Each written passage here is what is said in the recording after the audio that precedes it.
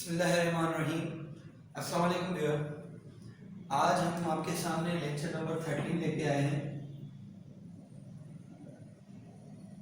जो कि है स्क्वायर एंड स्क्वायर रूट।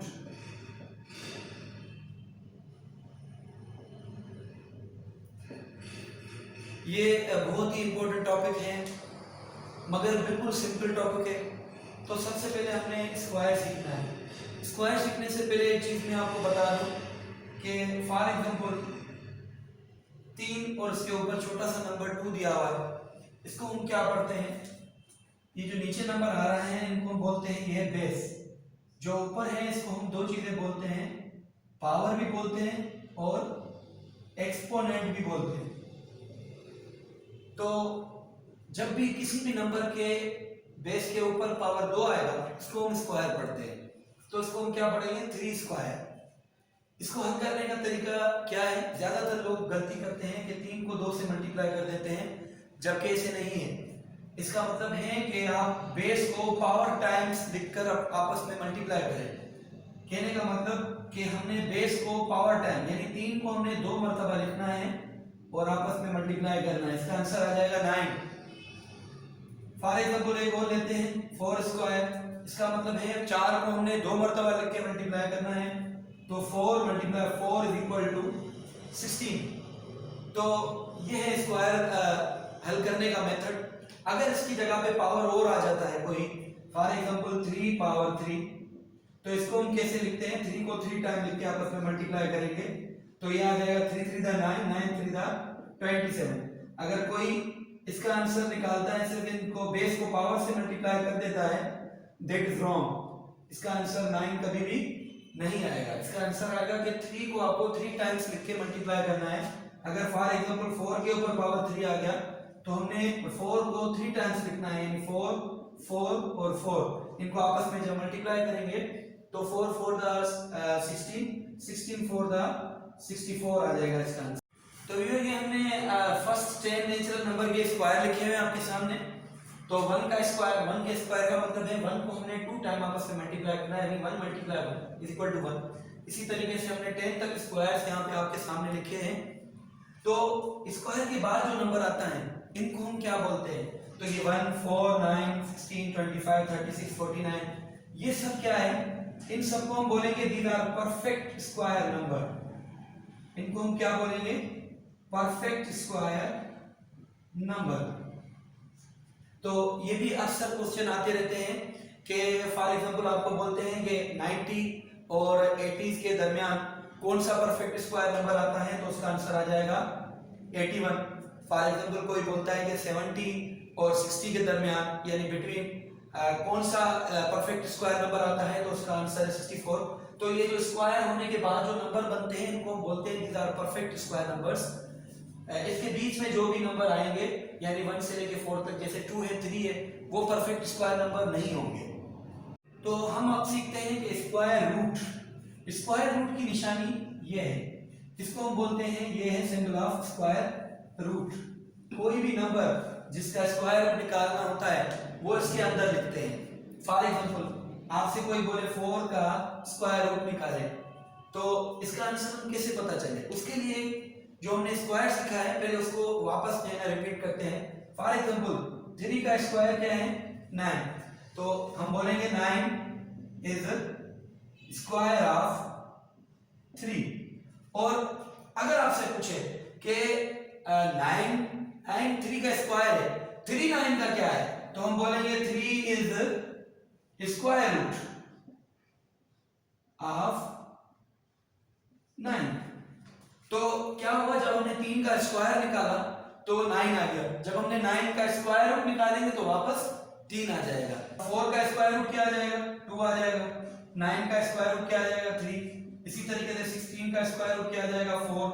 25 का स्क्वायर रूट क्या आ जाएगा? 5। इसी तरीके से आगे हम चलेंगे तो इसके बाद 36 का स्क्वायर रूट आ जाएगा 6, 49 का स्क्वायर रूट आ जाएगा 7 एंड 64 का स्क्वायर रूट आ जाएगा 8। इसी तरीके से प्रोसेस आगे कंटिन्यू होता है। अब हमने कोई स्क्वायर रूट निकालना है किसी बड़े नंबर का, पहले हम एक छोटे नंबर का स्क्वायर रूट निकाल के देखते हैं, उसके बाद एक बड़ा नंबर लेते हैं। सबसे पहले हम फॉर एग्जांपल एक नंबर है 144, आपको बोला गया है कि इसका स्क्वायर रूट क्या आएगा। उसके लिए हमारे पास दो मेथड है। सबसे पहले हम सिंपल फैक्टराइजेशन मेथड पढ़ेंगे। उसमें हमने क्या करना है, इसके फैक्टर्स निकालने हैं। फैक्टर्स जिस तरीके से हमने एचसीएफ या एलसीएम में निकाले हैं उसी तरीके से निकालेंगे। तो सबसे पहले हमने क्या करना है, इस पे देखें 2 का टेबल लग रहा है इस पे, क्योंकि ये इवन नंबर है और उसके यूनिट में 4 है। तो 2 का नंबर पढ़ेंगे जो कि इस पे लगेगा 72 टाइम, फिर 2 का टेबल लगेगा 36 टाइम, फिर 2 का टेबल 18 टाइम, फिर 2 का टेबल 9 टाइम, फिर 3 का टेबल, फिर 3 का टेबल 1 टाइम। तो ये इसके आगे फैक्टर्स, तो हमने फैक्टर्स इसके सामने लिख देने और उसको हमने फैक्टर्स को भी इसी स्क्वायर रूट की निशानी में लिखने हैं। तो कौन से फैक्टर्स आए, 4 टाइम्स 2 और 2 टाइम्स 3। अब हम क्या करेंगे, जब इन फैक्टर्स के जोड़े बनेंगे तो वो स्क्वायर रूट से बाहर आ जाएंगे और जोड़े हमेशा एक जैसे नंबर के बनते हैं। अगर 2 है तो दूसरा भी 2 लेना है, ये एक पेयर बन गया, ये स्क्वायर रूट इस निशानी से बाहर आ जाएगा। ये दूसरा पेयर आ गया तो ये भी बाहर आ जाएगा, एक ये 3 का पेयर आ गया बाहर। बाकी अंदर स्क्वायर रूट में कोई भी नंबर सिंगल नहीं बचता। अगर फॉर एग्जांपल कोई नंबर बचता है तो उसको हम सिंगल स्क्वायर रूट में ऐसे करके लिख देते हैं। फॉर एग्जांपल एक और भी 3 है तो इसको हम ये 2 और 3 इनके तो पेयर बन गए, बाकी जिसका पेयर नहीं बना उसको अभी भी हम स्क्वायर रूट में लिखेंगे। तो अभी हमने क्या करना है, अभी हमने इनको आपस में मल्टीप्लाई करके इसका आंसर निकालना है। 2 to the 4, 4 3 the 12। तो 144 का स्क्वायर रूट क्या आ गया, 12। अगर आप 12 का स्क्वायर निकालेंगे तो वापस 144 आ जाएगा। तो ये एक और मेथड है स्क्वायर रूट का जिसको हम बोलते हैं डिवीजन मेथड। इससे पहले जो हमने सीखा था वो था फैक्टराइजेशन मेथड। अब हम इसको ही डिवीजन मेथड के मुताबिक सॉल्व करते हैं। तो ये उसके कंपैरिजन में थोड़ा मुश्किल लगता है, मगर इसकी आपको अगर टेक्निक्स पता चल गई, एक मर्तबा आपने समझ लिया तो कितना भी बड़ा नंबर आपको मिला हुआ हो, you can easily find the square root of that number. Okay, तो हम एक नंबर लेते हैं छोटा 256 फॉर एग्जांपल, कि हम देखेंगे इसका स्क्वायर रूट आता है कि नहीं पूरा, और ये इसको हम डिवीजन मेथड के तहत सॉल्व करेंगे। तो डिवीजन मेथड के जो पहला नंबर स्टेप है, आपको क्या करना है, फ्रॉम राइट साइड नंबर्स के पेयर बनाएंगे। तो पेयर यहाँ से 6 और 5 का पेयर बन गया। अभी 2 के साथ कोई भी नंबर नहीं है जिससे हम उसका पेयर बनाएं, तो इसको हम कैप दे देंगे। तो अब हमने क्या करना है, पहले हमने 2 को लेना है और उसके बाद 56 को पूरा लेंगे। ये नहीं कि हमने 5 अलग लिया और 6 अलग लिया। अब सबसे पहले हमने 2 को लेना है। अभी हमने एक और टेक्निक आपके जहन में आनी चाहिए कि हमने क्या करना है, कोई भी ऐसा नंबर लेना है जिसको उसी नंबर से मल्टीप्लाई करना है तो आंसर 2 आए या 2 से कम आए। फॉर एग्जांपल अगर मैंने 1 लिया तो 1 का टेबल मुझे 1 टाइम ही पढ़ना है। 1 का टेबल 2 टाइम नहीं पढ़ सकते, 1 का टेबल 3 टाइम नहीं पढ़ सकते। अगर हमने नंबर 1 लिया तो 1 को 1 टाइम मल्टीप्लाई करेंगे, अगर 2 ले तो 2 को 2 टाइम मल्टीप्लाई करेंगे, अगर 3 लेना है तो 3 को 3 टाइम मल्टीप्लाई करेंगे। तो देखें, हम देखेंगे इन तीनों पेयरों में से किसका आंसर 2 आता है या 2 से कम आता है, क्योंकि हमारे पास जो रिक्वायर्ड नंबर है वो है 2। तो हम 1 1 जा 1 आएगा, 2 2 जा 4 आएगा, 3 3 जा 9 आएगा। तो हमारे पास जो गिवन नंबर है वो है 2। तो हमने हमेशा से कम ही लगाना है, इससे आगे नहीं बढ़ना। तो हम 1 ले लेते हैं, क्योंकि अगर 2 टाइम 2 पढ़ेंगे तो आ जाएगा 4 यहाँ पे, जबकि 2 है। तो हमने 1 3 जगह पे लिखना है, 1 1 एंड 1। इधर हमने प्लस करना है और इधर हम क्या लिखेंगे, जो हमने टेबल पढ़ा है उसके बाद जो आंसर आ रहा है वो लिखेंगे। जैसे 1 1 जा 1, तो यहाँ पे 1 आया तो ये हमने 1 यहाँ पे लिख दिया। यहाँ माइनस करेंगे, यहाँ प्लस करेंगे। 2 में से 1 गया, बाकी बचेगा 1, और यहाँ पे हमने प्लस करना है 1 और 1 2। उसके बाद क्या करना है, सेकंड में हमने ये पूरा जोड़ा उतार देना है यहाँ पे 56। अभी हमारे पास 2 पहले से ही अवेलेबल है, इसको हमने चेंजिंग नहीं करनी। 2 यहाँ पे लिख देना है। अच्छा, इसके राइट साइड पे कोई ऐसा नंबर सोचिए जिसको उसी नंबर से मल्टीप्लाई करें तो 156 आता है। तो हमारे पास फॉर एग्जांपल मैंने यहाँ पे 3 रख दिया, तो यहाँ पे भी 3 से मल्टीप्लाई करेंगे तो इसका आंसर आ जाएगा 3 3 9, 3 2 6।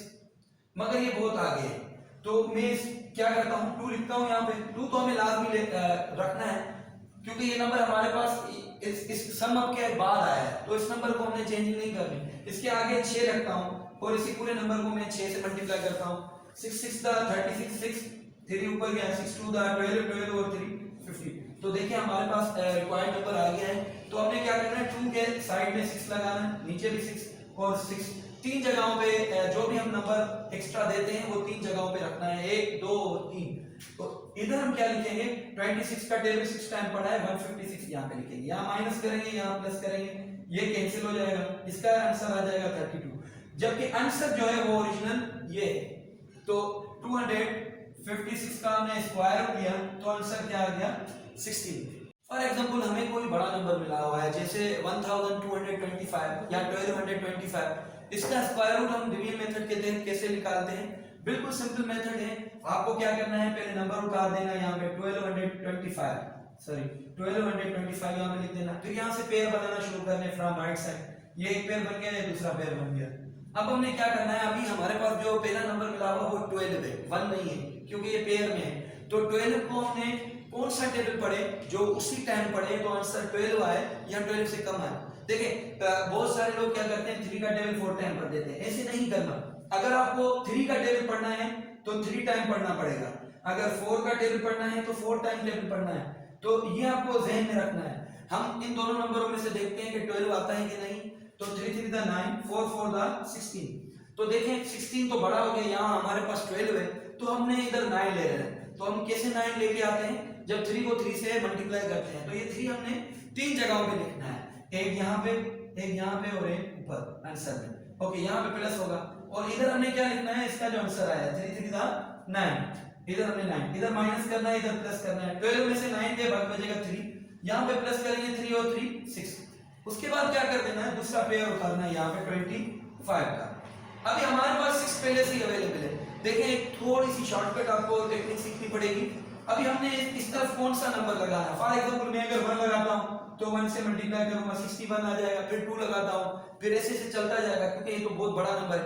तो हमने क्या चेक करना है, इसका यूनिट चेक करना है। इसका यूनिट क्या है, 5 है। तो वो कौन सा नंबर है जिसको उसी से मल्टीप्लाई करें तो जो आंसर आता है उसका यूनिट भी 5 है। फॉर एग्जांपल 5 है, 5 से मल्टीप्लाई करेंगे तो आंसर क्या आएगा 25, इसका यूनिट क्या आ गया 5, और इधर भी क्या है 5। तो हमने ये टेक्निक ध्यान में लगानी है। फॉर एग्जांपल अगर इधर 9 होता तो हम क्या करते, 3 इसके बराबर में हम 3 रख के देखते कि 3 को 3 से मल्टीप्लाई करने से आंसर 9 आता है। फॉर एग्जांपल इस जगह पे अगर 1 होता तो मैं क्या करता, इसकी जगह पे या 1 रखता या 9 रखता, क्योंकि 1 1 का 1 होता है और 9 9 का 81 होता है। तो यहाँ पे मैं यहाँ तो 1 रखता या 9 रखता, अगर यहाँ पे यूनिट में 1 होता तो।